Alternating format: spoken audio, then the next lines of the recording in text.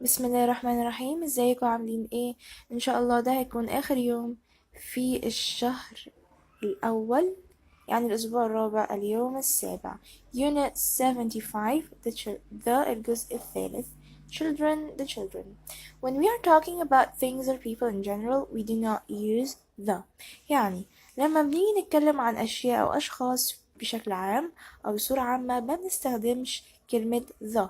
كمثال I'm afraid of dogs not the dog. يعني هنا احنا بنتكلم عن الكلاب بشكل عام، مش بنعني كلب معين. So هنا ما ينفعش نستخدم the. Dogs in general, not a specific group of dogs. مثال تاني doctors are paid more than teachers. هنا الدكاترة احنا استخدمنا doctors، ما ينفعش نقول the doctors لأن احنا نتكلم عن الدكاترة بشكل عام. كمثال آخر do you collect stamps.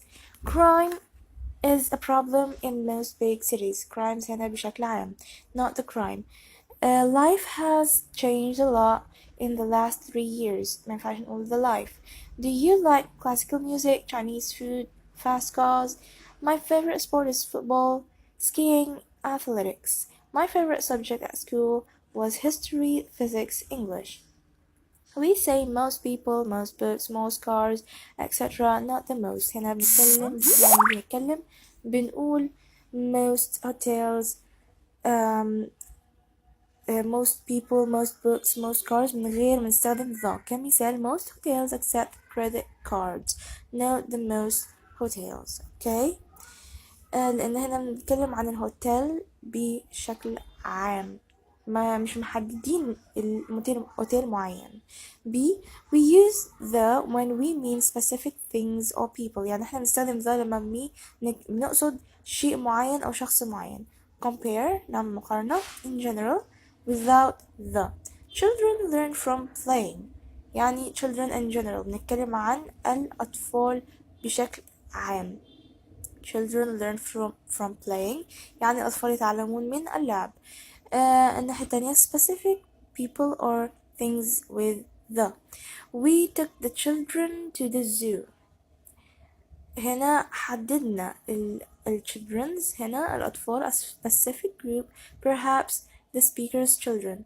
So we took the children to the zoo يعني احنا حددنا هنا group of children's, perhaps ربما يكون the speaker's children أطفال المتحدث.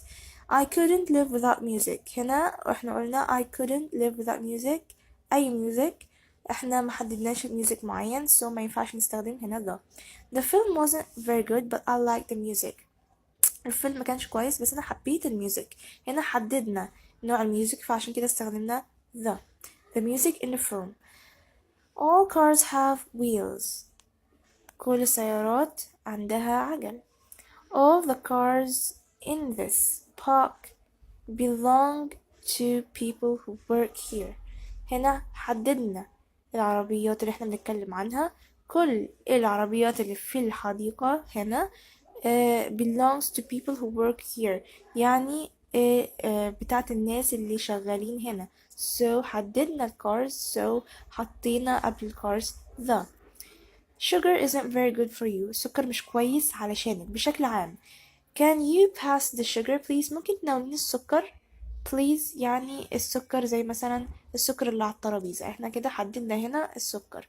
تمام. English people drink a lot of tea. يعني الإنجليز بيشربوا شاي كتير، يعني احنا نتكلم عنهم في صورة عامة. الناحية التانية the English people I know drink a lot of tea. يعني الإنجليز اللي أنا أعرفهم بيشربوا a lot of tea. Only the English people I know, no English people in general.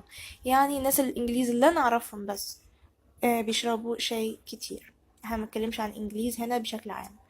Okay, see, the difference between something in general and something specific is not always very clear. يعني الحاجات اللي احنا بنتكلم عنها بصورة عامة أو بشكل محدد مش دايما واضح. هنعمل compare in general without the. بشكل عام دون استخدام كلمة the. I like working with people in general يعني بشكل عام. طيب I like working with people who are lively. lively هي الناس اللي بحب اشتغل مع ناس اللي مفعمة بالحيوية والنشاط وكده. not all people مش كل الناس but people who are lively يعني الناس اللي هم lively. بس هو لسه الايديا الفكرة عامة. do you طيب تعال نشوف بقى ال specific بقى. specific people are things with the. I like the people I work with. أنا بحب الناس اللي أنا شغالة معاهم. يعني احنا كده حددت الناس اللي أنا بحبها. so استخدمنا the قبل people. a specific group of people. مثل التاني do you like coffee. هل انت بتحب القهوة؟ coffee in general طبعا. اوكي تعال نشوف السؤال التاني. do you like strong black coffee. هنا not all coffee مش كل القهوة but نوع القهوة strong black coffee is still a general idea. هي لازالت فكرة عامة. طيب نشوف مثال الآخر نعمل compare. did you like the coffee we had after dinner last night. يعني هل حبيتي القهوة اللي احنا شربناها بعد العشاء امبارح. كده حددنا القهوة اللي احنا بنتكلم عنها specific coffee اللي هو اللي احنا شربناها امبارح.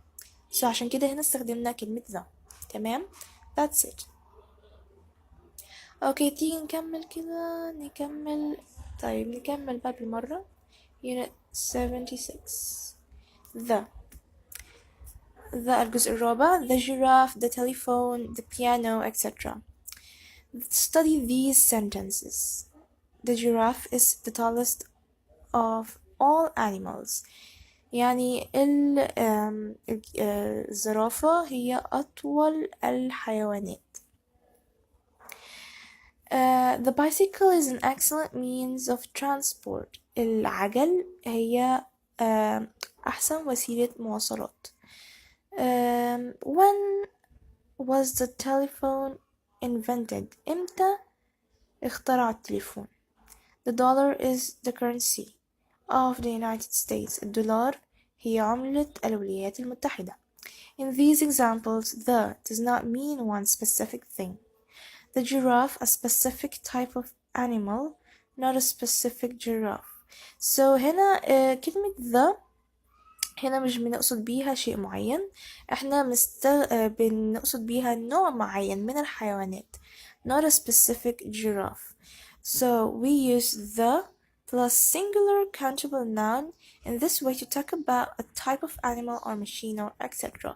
يعني هنا بنستخدم the قبل الكلمة مفردة تعد عشان نتكلم عن نوع الشيء أو نوع الحيوان أو نوع الجهاز أو etc. So in the same way we use the for musical instruments. في بنفس الطريقة بنستخدم the عشان نتكلم عن أنواع الآلات الموسيقية. Can you play the guitar. يعني تقدر تعزف على الجيتار. Can you play the guitar. The piano is my favorite instrument. يعني البيانو هو آلتي المفضلة. Compare a and the. تعال نعمل مقارنة بين a و the. I'd like to have a piano. أنا نفسي يكون عندي بيانو but I can't play the piano. بس أنا ما بعرفش ألعب بيانو. So we saw a giraffe at the zoo.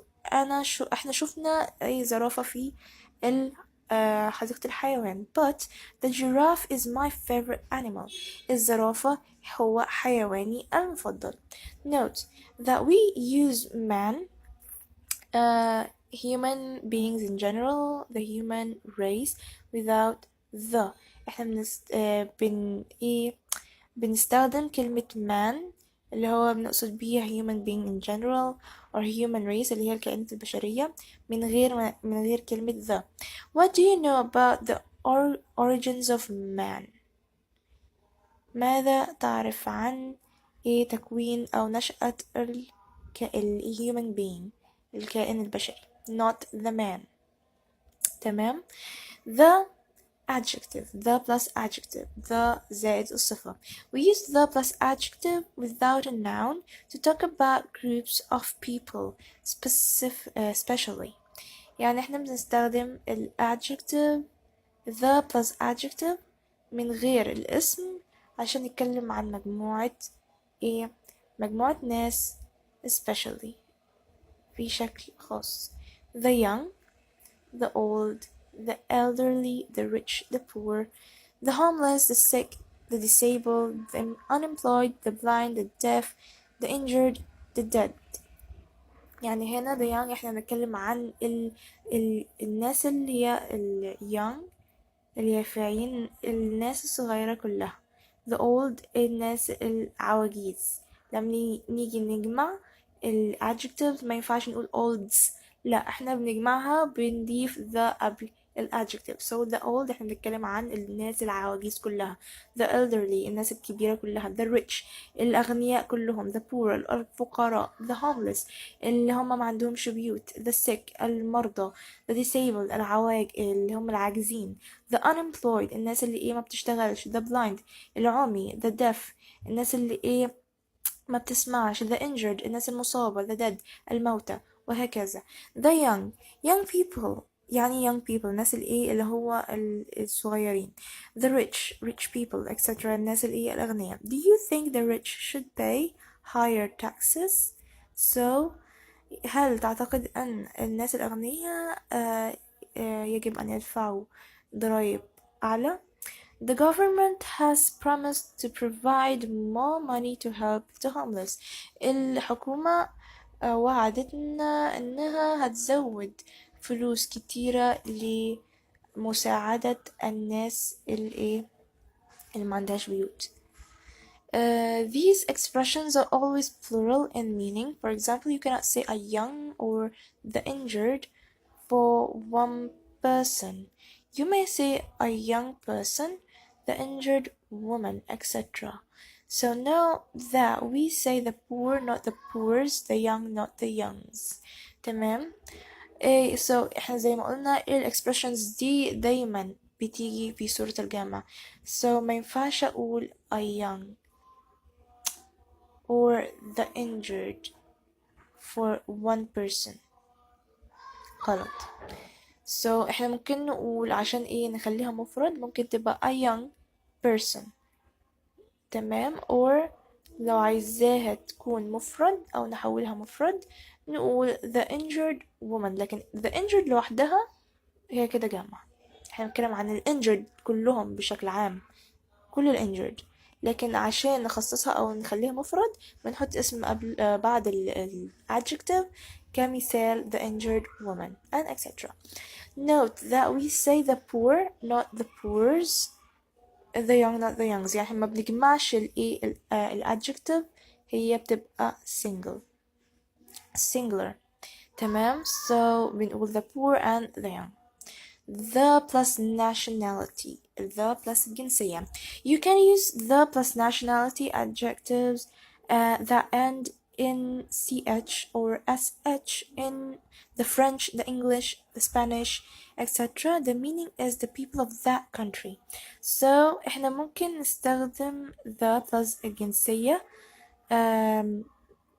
or اللي هي الصفات الجنسية that end اللي بينتهوا ب ch or sh، زي مثلا the French اللي هم الناس الفرنسيين، the English الإنجليز، the Spanish الأسبان etc. The meaning is the people of that country. يعني معنى the French يعني سكان البلدة. the English سكان يعني الإنجليش اللي هم سكان بريطانيا. the Spanish سكان أسبانيا، وهكذا. the French are famous for their food. يعني الفرنسيين مشهورين بأكلاتهم. the people of France يعني الناس اللي هم عايشين في فرنسا. the French, the English etc. are plural in meaning. يعني هنا the French هو جامع، كلمة جامع. and the English احنا بنتكلم عن الناس الفرنسيين كلها. the English الإنجليزي كلهم هي جامع. we do not say a French or an English. ما ينفعش نقول a French or an English. you have to say a Frenchman or an Englishwoman. عشان تخليها مفرد ممكن تقول a Frenchman or an Englishwoman. لكن ما ينفعش نقول a French or an English. ده غلط خالص.